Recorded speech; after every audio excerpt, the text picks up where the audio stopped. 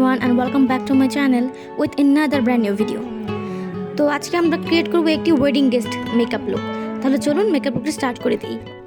তো ফার্স্টে আমি অ্যাপ্লাই করছি টোনার, কারণ যেহেতু এখন উইন্টার সিজন চলে আসছে সামনে, তো স্কিন অনেকটা ড্রাই হয়ে যাবে আমাদের, তো অনেকের প্যাচিনেসের প্রবলেম দেখা দিতে পারে।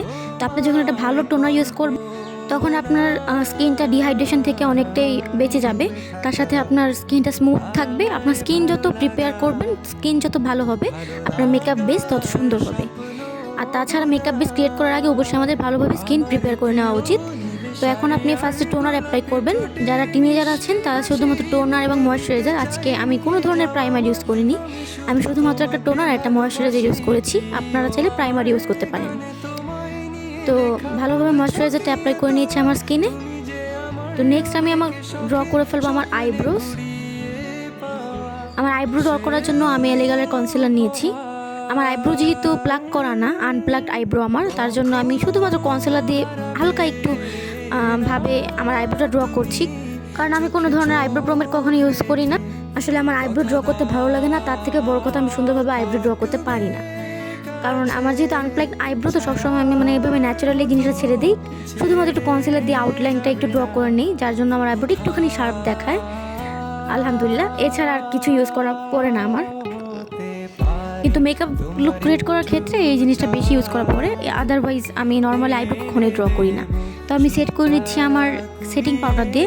সেটিং পাউডার ঠিক না, এটা কম্প্যাক্ট পাউডার, এটা জর্ডানার একটা পাউডার। অলরেডি পাউডারটা প্রায় শেষের কাছাকাছি, তাই তোমাদের দেখালাম না, নামটা বলে দিলাম। তারপর আমি এই দুইটা পিঙ্ক শেড নিচ্ছি, একটা লাইট পিঙ্ক আর একটা ডার্ক পিঙ্ক। ফার্স্টে আমি লাইট পিঙ্কটা দিয়ে আমি আমার আউটার কর্নার থেকে আইলাইট পর্যন্ত সুন্দরভাবে ইনার কর্নার পর্যন্ত ব্লেন্ড করে নিচ্ছি। আজকের ভিডিওর হাইলাইট পয়েন্ট বলতে পারো আমার আই লুকটাই। আজকে একটু অন্যরকম আই লুক ক্রিয়েট করার ট্রাই করেছি। যাই হোক, আমি ফার্স্টে আমার লাইট পিঙ্ক শেডটা ইউজ করেছি, তারপর আরেকটু ডেপথ আনার জন্য আমি আমার যে ডিপ পিঙ্ক শেড ছিল সেটা ইউজ করছি এবং খুব ভালোভাবে ব্লেন্ড করে নিচ্ছি। তোমার আই মেকআপে আই শ্যাডো যত ভালো তুমি ব্লেন্ডিং করতে পারবে, তোমার আই মেকআপ ততটাই সুন্দর এবং ততটাই স্মুথ এবং খুব কেকি হবে না, প্যাচি হবে না, ততটাই সুন্দর হবে। তারপর আমি হালকা একটু শিমার অ্যাপ্লাই করছি আইলিডে, ড্যাপ ড্যাপ করে ভালোভাবে শিমারটা আইলিডে অ্যাপ্লাই করে নিচ্ছি। শিমার অ্যাপ্লাই করার পর আমি হোয়াইট কালার গ্লিটারটা অ্যাপ্লাই করছি। যেহেতু আমি একটা আজকের আউটফিটটা হোয়াইট কালার, তার জন্য আমি একটু ম্যাচ রাখার ট্রাই করেছি, আর ট্রাই করেছি আমার মেকআপ লুকে হোয়াইট আর পিঙ্কের একটা কম্বিনেশন থাকুক। নেক্সট আমি অ্যাপ্লাই করব একটা উইংড আইলাইনার। আমার উইংড আইলাইনার কেন জানি না খুব বেশি পছন্দ, আমি ম্যাক্সিমাম টাইমে উইংড আইলাইনার ক্রিয়েট করার ট্রাই করি। খুবই ধীরে সুস্থে আইলাইনারটা ড্র করছি, যাতে করে একটুর জন্য আমার আইলুকটা খারাপ না হয়ে যায়। তোমরা যারা আইলাইনার ড্র করতে একটুখানি কম পারো, তারা ট্রাই করো যাতে দুই চোখে যখন উইংড আইলাইনার ক্রিয়েট করবে, যাতে দুইটা চোখের যে আই কর্নারের সাইডে যে আইলাইনারের উইংটের যেই কর্নার থাকে, সেই জায়গার যে গাইডলাইনটা সেটা যাতে একসাথে নিয়ে নিতে পারো। একসাথে তুমি যদি হালকাভাবে গাইডলাইনটা ড্র করে ফেলো, তারপর আইলাইনারটা ড্র করতে অনেক সোজা হয়। যাই হোক, নেক্সট আমি অ্যাপ্লাই করছি একটা কাজল। এটা হুদা বিউটির একটা হোয়াইট কাজল।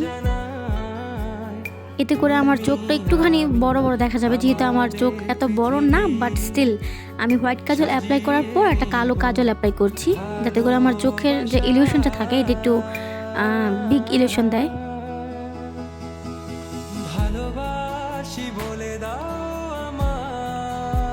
আমি চোখের ইনার কর্নারে একটা হোয়াইট কাজল অ্যাপ্লাই করেছি, আউটার কর্নারে একটা ব্ল্যাক কাজল অ্যাপ্লাই করেছি। লাস্ট টাইম হচ্ছে মাস্কারা।